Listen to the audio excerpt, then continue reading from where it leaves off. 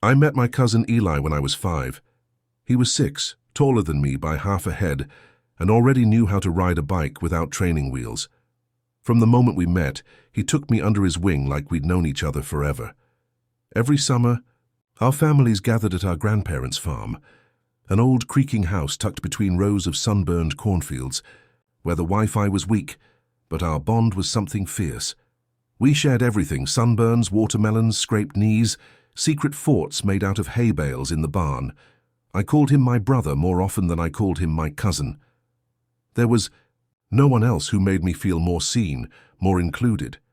We played games until we fell asleep side by side, snuggled under the same quilt, with the ceiling fans spinning stories above us. As the years passed, our traditions didn't fade. They deepened. When we hit our teens, those sleepovers stopped being about cartoons and started being about midnight conversations. We'd lie awake talking about school, about bullies, about dreams we weren't sure we had the courage to chase. He was the first person I told I liked to write. He didn't laugh. He told me I had a voice that could move people if I let it. Eli had this calm to him, like he carried the world in his chest, but never let it weigh him down. When he looked at you, you felt like nothing in the world could shake you. And maybe that's why I started noticing things I couldn't name at first: how my pulse quickened when he laughed, how I felt hollow when we said goodbye at the end of each summer. I told myself it was normal, that it was just strong family love. We were close, that's all. But something in me didn't believe it. The summer we both turned 18, him just 2 months ahead of me, felt different. The air around us was thicker, heavy with things unsaid. His eyes lingered a little longer. His touches, casual as they were, seemed to leave something burning behind. And when we hugged goodbye at the airport that June, he held on for just a second too long. I remember standing in the terminal, watching his figure disappear behind the crowd, heart pounding with a question I didn't dare say out loud. What happens when the person you trust most starts to feel like something more? That summer, Eli and I returned to the farmhouse one last time before college scattered us in different directions. It was supposed to be tradition, one final stretch of lazy July days, bonfires, and back porch lemonade.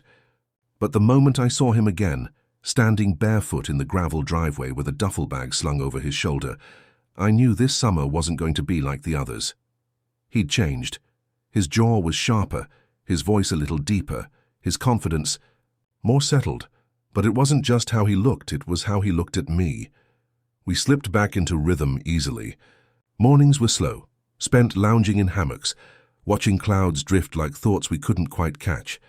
Afternoons meant long walks through the fields, shoulder to shoulder, trading playlists and swapping memories like favorite books. And at night, we'd lie in our shared bed beneath the ceiling fan, talking until one of us drifted off mid-sentence. Only this time, something was different. I'd catch him staring when he thought I wasn't looking, soft, searching gazes. That lingered a second too long, and I'd be lying if I said I didn't do the same.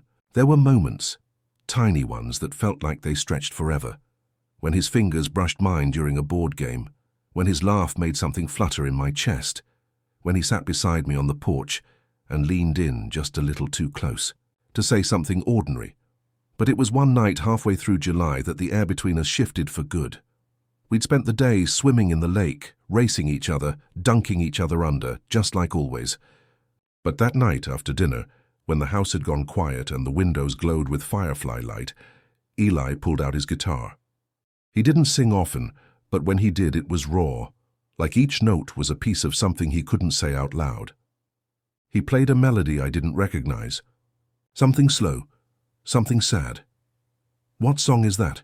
I asked, my voice barely above a whisper. He looked at me, his eyes unreadable. "Something I wrote." Then, softer, "About someone who doesn't know how I feel." The room tightened around us. I felt every heartbeat in my throat. He set the guitar down gently and stood walking toward the door. But before he left the room, he turned back and said, "Good night. Sleep well." I couldn't sleep at all. I stared at the ceiling fan for hours, the melody still playing in my mind, wondering what he meant, wondering if I already knew. And for the first time, I asked myself the question I'd been avoiding all summer. What if the feeling wasn't one-sided? A thunderstorm rolled in 3 days later. The sky broke open just after midnight, wind lashing the shutters, rain pelting the roof like an angry rhythm. The power flickered once, then disappeared completely. The farmhouse, suddenly swallowed by shadows, felt like another world. I found Eli in the kitchen, lighting a candle with shaking fingers. "No Wi-Fi," he said, trying to laugh. "Guess it's just us and the ghosts now." We brought the candle back to the bedroom and sat cross-legged on the floor, the soft orange glow flickering between us. Everything felt slowed down, unfiltered. He pulled a deck of cards from the nightstand. "War?" he asked. We played in silence, the sound of shuffling cards and distant thunder filling the space between our words. I watched the way the candlelight curved around his jaw, the way his eyes darted to mine, and then away again. There was something he wasn't saying, but then again so was I. After a while he stopped pretending. He just looked at me, really looked, and said, "Can I ask you something?" I nodded. "Have you ever felt something for someone, and didn't know if it was okay to feel it?" My breath caught. "Yeah," I said quietly. He leaned back on his hands, exhaling slowly. "Sometimes I think I've been pretending for so long I don't even know what's real anymore." I swallowed hard. My voice came out before I could stop it. What if it's not pretending? What if it's just scared? His eyes met mine, no more flickers, no more retreat.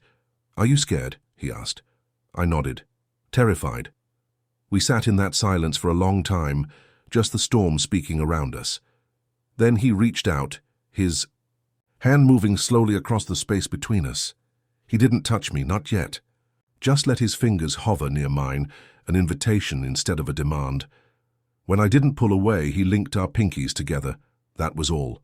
No kiss, no dramatic confessions. Just that. 2 hands, 1 trembling connection, and 1,000. Things left unspoken, but in that quiet moment something shifted.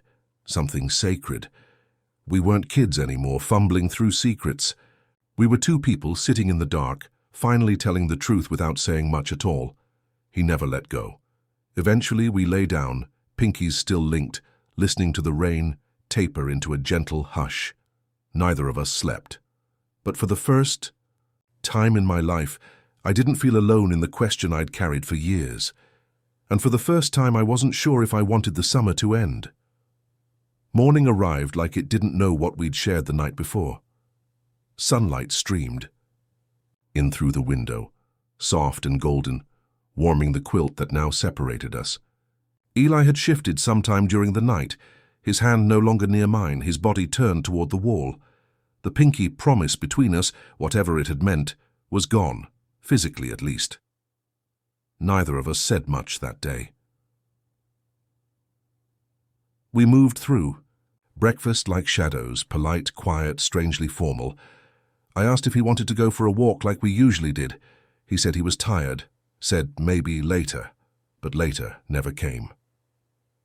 For the rest of that week, the closeness we had clung to so naturally became cautious, calculated. We still laughed, still played games with our younger cousins, still sat near each other at dinner. But there was a new silence beneath everything, a mutual avoidance of eye contact, a carefulness in every gesture. And I hated it. Part of me wanted to corner him, ask what that night had meant to him, if he regretted it, if he felt what I did, or if I had imagined everything. But the other part, louder, more frightened, didn't want to risk losing the one person who had always been safe. When the last day of summer came, we hugged like cousins again, brief, composed, our grandparents, smiling in the background. His hand clapped my back once, and then we stepped away like strangers. No mention of the storm, no mention of what we didn't say, just a plane ticket in his pocket and a lump in my throat. Back home, I tried to distract myself with college, applications, part-time work, and pretending that things were the same, that he was just my cousin, that nothing had changed. But in the quiet moments, alone in my room, staring at old photos, reading texts that never came, I felt the weight of what had been left unsaid, I thought about calling him, sending a message, even just asking, "Hey, are we okay?" But every time I opened my phone, I froze. Because what if we weren't? Weeks passed, then months. The silence between us stretched longer than any summer ever had. I began writing about it, privately, secretly. Poems, fragments, scenes that never left my notebook. It was the only way I knew how to keep from forgetting, because no matter how far he was, and no matter how much I tried to move on, that night still lived in me, like lightning trapped in a bottle.